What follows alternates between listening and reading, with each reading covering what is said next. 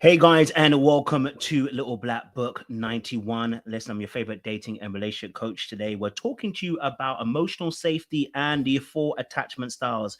Yes, we've been doing this for the past few weeks on this channel and on TikTok as well. So if you follow us on TikTok, Black Muscle 91, we do lives every Monday at 10:15. Now, today's topic, we're talking about attachment styles and how they deal with asking for help. Some of those attachment styles, some say they feel weak when they ask for help. Some people feel like when they do ask for help, they're going to run back the immediate other way.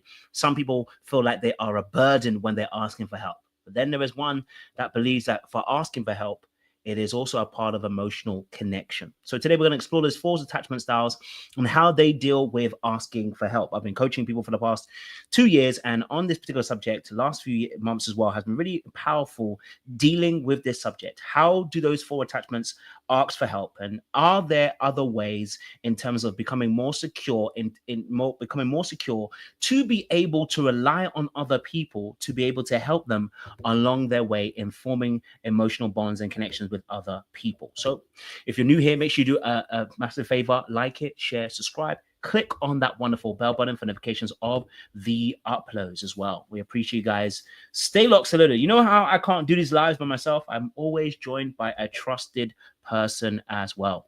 And if you're here in the live, make sure you leave a comment to let me know you're in the chat. For those of you who are here watching a replay, leave a comment down below as well. Okay, all right, so we're gonna get into this video because let me tell you this now, this is an important subject to break down. Okay, so I'm gonna bring up my trusted helpmate here as well. Shout out to my my PowerPoints. I do love a good PowerPoint as well. So like I said, we're talking about attachment theory. If you don't know what that actually is, simply is this was done by a person called John Bowlby, who developed based on an experiment with young children and their caregivers. And what he saw was through separation anxiety that there were 3 types of children that responded to their caregivers leaving the room and coming back in. And what he discerned was there was secure, there was children that were anxious, and children that were avoidant. And what that essentially is the way that we emotionally create bonds, okay? And the relationship between people in their adult phases. What he saw was young children's emotional bonds to their caregiver and how it reflected in the adult relationships, which is what we come to know now as attachment styles. Okay, all right. And so again, the 3 that he came up with was secure, avoidant, and also anxious. And so the 4th one was actually added by another woman called Mary Ainsworth. She came along, added a 4th one, which was what we call fearful, avoidant, dysfunctional, or disorganized attachment as well. And I will break down these 4 for you so you can understand what these 4 actually are. But again, attachment theory simply is how the emotional bonds were made between between 2 people or more. And so how you show up in your relationships. Are you somebody that wants closeness but fears the closeness of somebody? Are you somebody who believes they can do it all on their own, and when people get too close, you're like, hey, you're doing too much? Or are you somebody who clings to people and actually become overwhelming for other people and they got to push you away? Or are you somebody who's actually okay? You don't suffer when it comes to friendships and romantic relationships. You have good foundations. You're able to ask for your needs to be met while simultaneously meeting other people's needs. You're able to communicate, say how you feel, say difficult emotions. You don't struggle in the area of formulating long-lasting relationships. Well, look, let's break it down a little bit more because I've talked around the issue, but let me just break down emotional safety really quickly. And so emotional safety essentially is the ability to express your thoughts, your feelings, and vulnerabilities without the fear of judgment, rejection, or harm. And I would even add in there punishment, guilt, shame. Okay. All right. So knowing you can regulate your emotions without shutting down or exploding. Right. I had to also add imploding, which is the opposite of exploding. Exploding means to outwardly express. Right. But implosion is the inward expression. Right. That some people actually do. A lot of people do actually as well within their relationships. They will go inwards and then withdraw, go numb, be dismissive of their own feelings and their thoughts as well.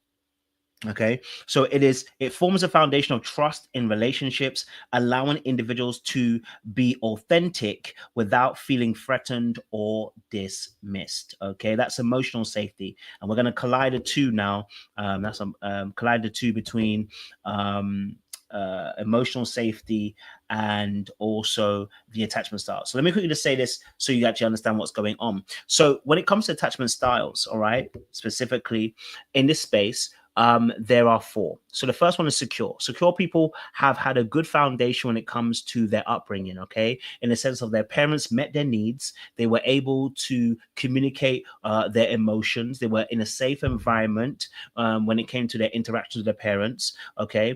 And so what they've learned is that relationships aren't scary. In short, they've learned that relationships aren't scary, and commitment isn't, a trapped cage for them. And in fact, commitment is and relationships are about emotional connection, which they find themselves being able to do because they don't have the shame, the guilt, and the fear around that particular aspect. That's secure, which everyone's trying to be. Then you got level three. Let's talk about anxious people. Anxious people grew up in households where there was conditional love. They were loved for their performance. And so what they've learned is that if they don't perform, they won't get love. And so what they learn to do in adult relationships is to perform. And I have to always be on my go, always be on job. I have to always do as much as I can to make sure that I'm going to be loved. And so I won't be, as their core wound is, abandoned. Then you've got dismissives. Dismissive avoidant and is fearful avoidant. Let's deal with a dismissive avoidant first. So a dismissive avoidant, as you can tell by the name, they avoid stuff. Okay, they don't like conflict. All right. So with dismissive avoidants, they grew up in households where the parents were unable to meet the emotional needs of the individual. And what the child learned was, if my emotional needs are not going to be met, they're not important. And so they learn to suppress their emotional needs, push them aside, and learn to be hyper independent. They will get their own needs met in their own particular way. And so, because they're praised also for their hyper independence, or you were maybe appreciated for the fact that you weren't the problem child in your household, right? You didn't have to, you didn't need looking after, but yet you did because you were a child. And so, your emotional needs are not taken care of. You learn how to dismiss your own emotions and your own needs. And then there is fearful avoidance, who carry both the anxious and the avoidant traits. The fearful avoidant is afraid of betrayal, rejection, and abandonment. And I thought to say that the dismissives are also afraid of rejection. The fearful avoidant will struggle in the area of for them hot and cold behaviors. And the reason why is because they grew up in a household which was inconsistent in terms of love, care, and give, but it was also probably a very chaotic household, whether that was emotionally or physically. Sometimes there's abuse in that household, verbally, emotionally, sexually. And what can end up happening is a child learns that it's not a safe environment to be in. And if it's not a safe environment to be in, the child doesn't want to stay. And so what you realize is that the child develops a fearful, avoidant aspect where they now don't have a concrete way of dealing with the emotional bond, because for them, love is harm.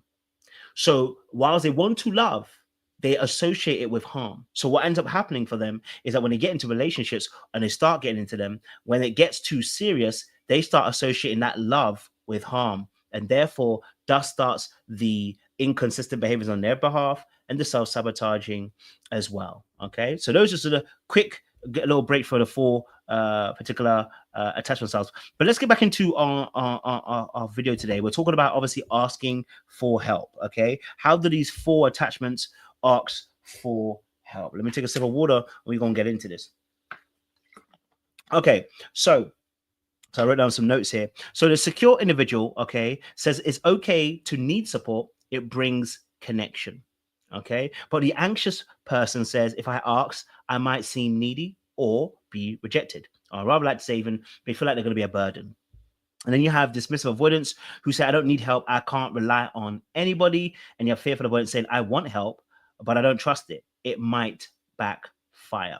Okay. And so these lead to certain behaviors, and I'll talk them really quickly. For the secure person, they ask directly, receiving help with gratitude, offers help to others freely. There is no bind, no contract. There is no hidden agendas when they ask for help or when they receive help or when they give help. That's just them developing their emotional connection with you, right? The anxious person over apologizes or over thanks, even want to say that as well, right? Over thanks and seeks constant reassurance, hesitates or over explains their situation because, again, they feel like they don't deserve, they feel like they've been a burden to you and you're doing them a massive favor. So they've got to keep overdoing it when it comes to the communication. Then you've got dismissive avoidance who then refuse help even when they're struggling, okay? And so they withdraw emotionally or downplay their needs. They minimize what's going on with them so they don't get the help that they want. Reason being is because they don't want to seem incompetent and they don't want to seem like they owe somebody. So if they owe somebody, they'll be trapped. So if I owe you, I don't want to have to owe you. And so dismissive avoidant will tend to avoid asking for help. Okay, I can do it by myself. And then the fearful avoidant will send mixed signals. They will then push away people, test loyalty silently. So the fearful avoidant is trying to see, why are you willing to do this thing? So if you offer help or they ask for help, they want the help. But if you then decide to do it, they've got to make sure that they're going to be safe. So one of the ways that they make sure they're safe is to test. Okay. And so they'll be sending mixed signals because they're testing you. They'll go hot and cold. Right. So they'll ask you and then push you away. And what they're really looking for is there going to be some level of consistency? Is there going to be a level of the person being durable? Is the person going to be able to be, constant with me? Because that's what I did not receive when I was a child. And so they force that narrative onto the person as well when it comes to asking for their help. Okay. All right. And so the emotional blocks on this is that for secure people, it's low, no blocks, and feel safe expressing their needs. They don't feel the apprehensions. They'll express what they feel like. They'll express what they're going through, right? And let you know that they need help. With the anxious person, the fear of being abandoned or being a burden makes them struggle to get over that line. For the dismissive avoidant person, the fear of dependency and losing control, losing their autonomy, losing their freedom is a massive thing for them. So asking for help can actually put them in a space where they're now having to surrender their autonomy, and so they don't want to do that. Okay, I'm a dismissive avoidant person myself. I know how hard it is to ask for that help as well.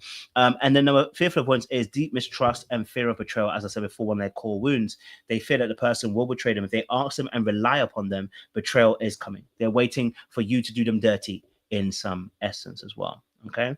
Now, what helps shift this is that reinforcing safe mutual support and self-trust for secure people is something that they'll always do. They're going to always try and offer support, going to try and offer trust to you, and be reestablishing the fact that, listen, that this is a safe space, because for them, when they ask for needs, even if they get denied, they'll ask again. Because they don't believe that asking for needs is them being a burden. It is more of a case of, I'm asking for needs so we can actually connect. Okay. It's from a place of safety. For the anxious person, practicing, they will need to practice low pressure asks and affirming their worth. They need to self-affirm themselves, right? Let them know that they have value in their life. I need to practice low pressure asks. So things like, hey, can you help me grab the TV remote? Or can you help me grab, the tray from here so you can bring it over to there, right? Very low pressure ask. They're not going to cause a major mayhem, right? We're not going to run to, now, can I borrow £5,000? Or, come and help me clean my whole garage for the next 5 days. Like, they're not, that's a very high pressure ask. So they're not going to do that, right? And so that's how you start. Start low, go high. I love that. And for dismissive avoidance, learning that asking doesn't equal weakness or loss of identity. And the only way to do that is to ask. It is to do the very thing that you feel like will happen. It's to ask, and so to see for yourself that this is not a form of weakness, but actually is an aspect of you being able to be free from the shackles of you not needing help when you do need help.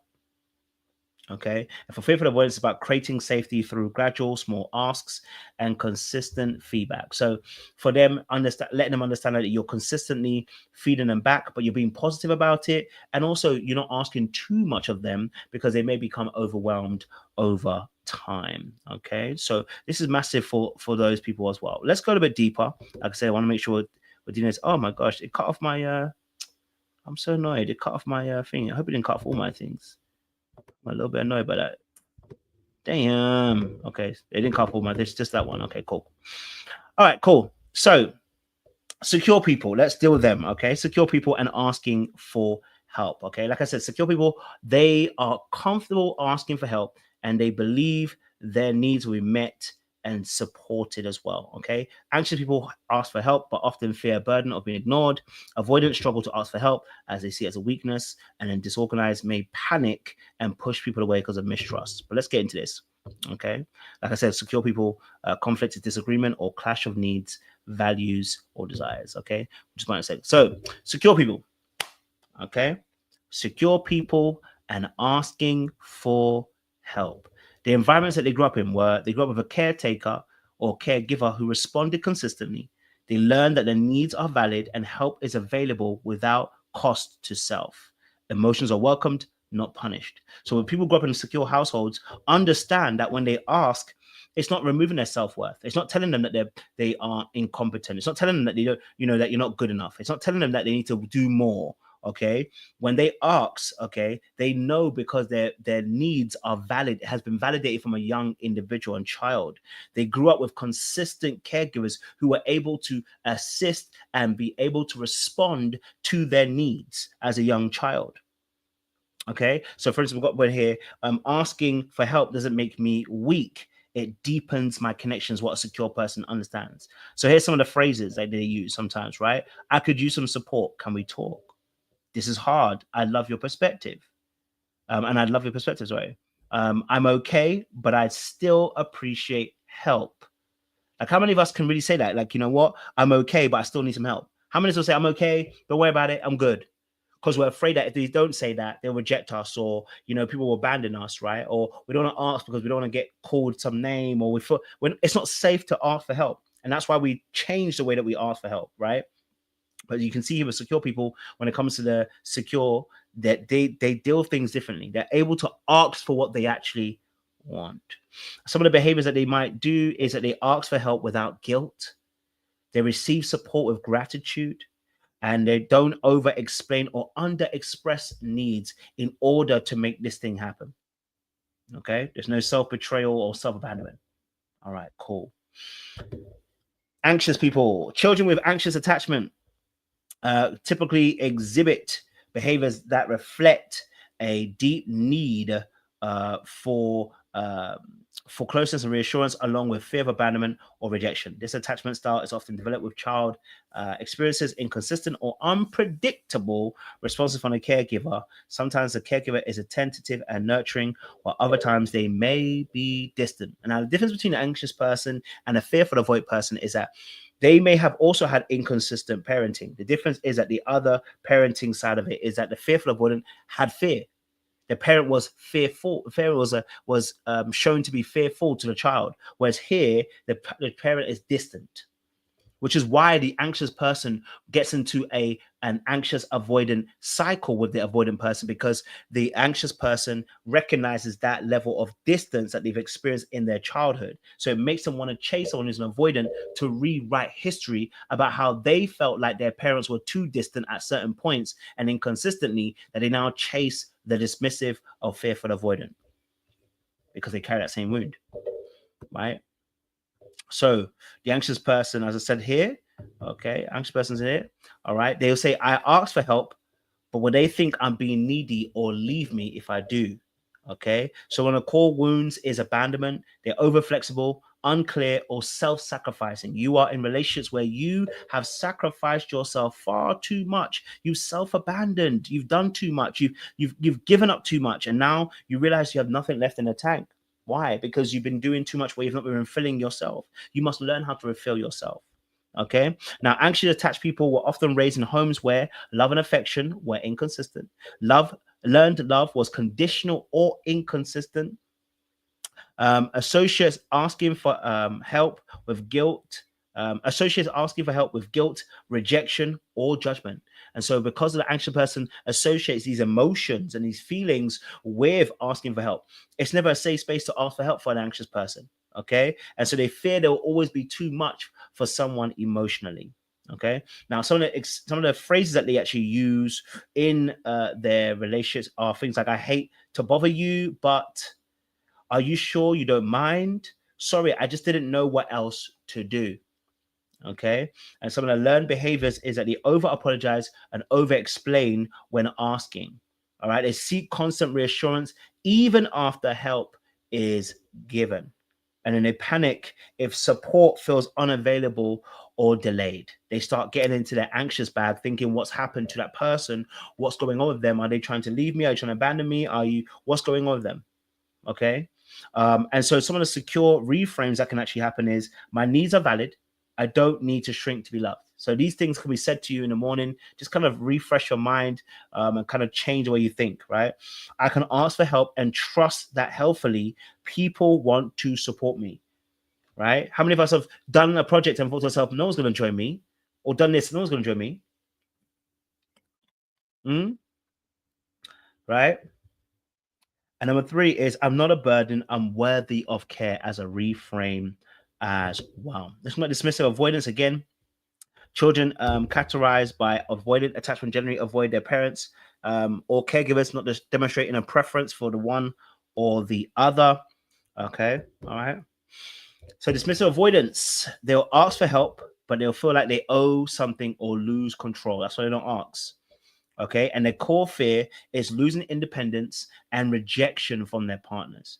So they have a very strong, rigid, overly distant, self-protected boundaries.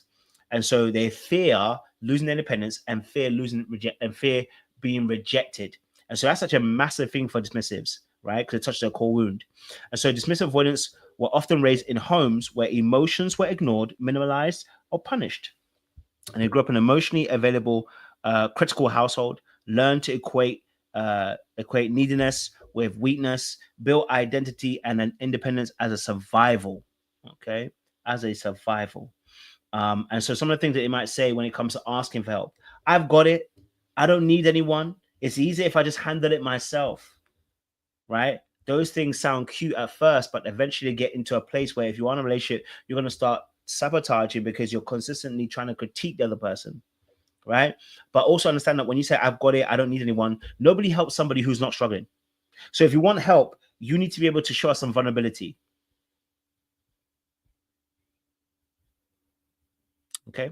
Behaviors. They minimize their own struggles. They avoid vulnerability or deflect when asked if they need help and becomes irritated or cold if pushed to open up, overwhelmed. Okay. So secure reframes for the dismissive avoidant is letting someone in doesn't mean losing self.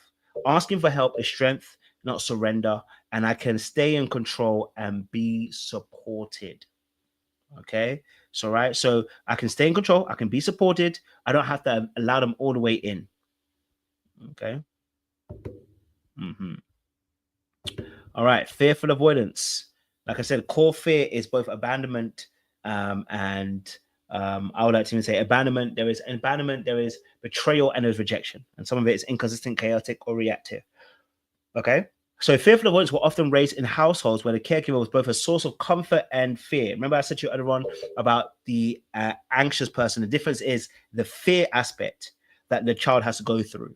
Okay. All right. That's what makes them more fearful avoidant than anxious. But what they realized is they had caregivers who were inconsistent, unsafe, or abusive, learned that vulnerability equals danger, betrayal, or rejection, and desires but support emotionally, right? Desires support but feels emotionally, people can't give it to them. Right? They feel like people can't give them what they actually want, which is so sad, right? But that's how everyone's feeling in that sense. Okay. So that's a massive thing. So some of the phrases that you'll hear a fearful avoidance say is, I don't know who to trust. I don't need help. Actually, wait, I do. Do I? I'm not sure. I think I need it. I don't think I need it. you know what, forget it, it's fine. A lot of times the forget it is a big one for fearful avoidance. Like if they get into an argument even, or they explain themselves, they'll be like, yeah. And then they'll be like, okay, do you know what? It doesn't matter. Just forget it. Right. And you'll be wondering why. It's because they feel like there's no point actually talking. So some of the behaviors that go along with this is that they test support, then withdraw. They send mixed signals, ask for help, then push away, and feel exposed or ashamed after opening up. Secure reframes is I can take small steps towards safety, not a nothing. I can ask for help and observe how people respond before I trust fully. I deserve care, even when I feel unsure. Okay, that's a very important part. Now, I want to talk about this really quickly because this is obviously attachment styles. Okay, so as I said earlier on, this is a table for how to deal with asking for help. Oh, I've gone too far. Okay, so the secure person asks again directly. So this is actually a table for if you get rejected the first time when you're asking for help, how do they actually deal with it the second time? Like, let's say you went to ask and it got rejected, rather than sitting, kind of like falling back, how do you handle going back again to ask for what they actually need? And an initial response from secure people is that they ask again directly with clarity and emotional openness. Now, it's very difficult for any of those other three insecure attachments. I'm a dismissive person myself, and asking again, ill. Okay, asking again, here. I don't want to ask. I don't want to ask twice. If you can do the first time, I don't ask twice. But the problem with that is that we're saying that, we're kind of allowing ourselves to get into a place where, because we've been hurt, we immediately want to disconnect the relationship. But that's not how relationships work, right? It has to be safety, but that safety has to come from first being emotionally safe with ourselves as well. Okay, so anxious people feel rejected and become fearful of asking the man again. The dismissive person shuts down and withdraws emotionally, or avoiding or asking. Then there is fearful avoidance, who are torn between reaching out and expecting pain, push, pull response. Okay. All right. Listen, we'll do that a second time, another time, but I want to go into this part here. So hopefully it isn't. Oh, damn, I didn't do this properly. But anyway, okay. So let's get into this really quickly. So asking for help. I wanted to look at a scenario for the 4 attachments, right? So for the secure people, as a scenario, we put here, you were overwhelmed at work and texted your friend to vent. They responded quickly and offered support. And I put a thing here where I said, what do you notice? How do you feel? And what you actually wanted to say. Okay, what you actually want to say. Now, this is really important because we have to be able to allow you to understand what's happening to you. Okay, and reframe it. Right? If you're asking for help and you get it, or someone says, I can support you, and that happens, the secure person, for them, they don't hesitate to reach out. Right? They feel relieved and supported. Right? And what they want to say was, thank you for being there for me. Now, take this into account because it's going to be very different to what you're going to see from the other 3 attachment styles. Okay? All right? Cool. So, for the dismissive avoidant person, okay, they're gonna be like, you. Just an example will be, you were sick and struggling, but you told your partner you were fine when they offered to help. Okay, you were sick, struggling, but you told your partner you were fine when they offered to help. Okay, so what needs to be said is say something like this: what I noticed, I brushed off help, even though I really needed it. Because again, a dismissive person is going to suppress their needs, push it to the side, and you know what? I can do it by myself. So when they are sick or struggling or emotionally unwell, what they're going to realize is they actually could be able to ask for help. But what they notice is they brushed off help, even though they really needed it. And then it's like, how I feel? Exhausted but proud. I handled it alone, and I kind of feel sad. Okay, that's how you feel in that moment. What I wanted to say was, actually, I wouldn't mind some help if mind some soup if you're still wondering. That's what you want to say. I want us to connect with you again, or I want to be looked after. I want to take some stress off my back this week. Can you do this? Why? This is also part of being able to communicate, but it's also a beautiful thing because, again, it allows people to see why some people are reacting to asking for help in a different way. Anxious people, an example or scenario. You needed to help. You needed help moving, but waited until the last minute to ask, afraid you'd be a burden. Okay. And so they'll say, what I noticed is I assumed that they'd say no without asking. There's that projection once more, right? How I feel. So what I noticed versus how I feel. How I feel is nervous and kind of ashamed for needing help. Okay. And so the third part is what I wanted to say. What I wanted to say was, would you be open to helping me this weekend? Okay. So these are the ways that the anxious person has to start working through some of these life experiences of what you've gone through. Because when you're dealing with certain situations, you want to know where your attachment style falls and see how you respond to it, right? Because and let you know if you're responding in a way that shouldn't be responded. So my last scenario is for fearful avoidance. You had a rough week, considered calling someone, but convinced yourself that they wouldn't care, so you shut down. What did you notice? You might have noticed I wanted connection, but I felt scared that they'd ignore me. Okay, how I feel. Alone, then angry at myself, but for not reaching out. Yeah. What I wanted to say was, hey, are you free to talk for a bit? I've had a heavy week. Okay. And so that's really important as well. That's really important. Because again, once more, it's all about making sure that you feel comfortable enough to express yourself to the highest hill. Okay. So with the aspect of the attachment styles, asking for help is not necessarily their first response, because again, they ask for help, they have their own agendas and their mindset. They might feel like they're not going to get what they want, and when they don't feel like they're going to get what they want, they search for alternative methods and ways to get what they want, right? And that's where the trouble starts. Relationships are based on truth, vulnerability. And so, if you're someone who's struggling in the area of your attachment style, you may find that you struggle to ask for help and have your code words or code phrases that you use in order to not necessarily burden other people. But it's time to change that. I want you to understand you don't have to stay this way. Okay. You don't have to stay this way. So make sure you guys are liking, you're sharing, you are subscribing as well, because we're going to go a little bit deeper next week where we talk about the taking risks versus the 4 attachment styles. I hope you've enjoyed this particular video. Let me know your thoughts down below if it spoke to you. Make sure you like, share, subscribe, click on that bell button for notification of uploads. We'll see you again very soon. Much love.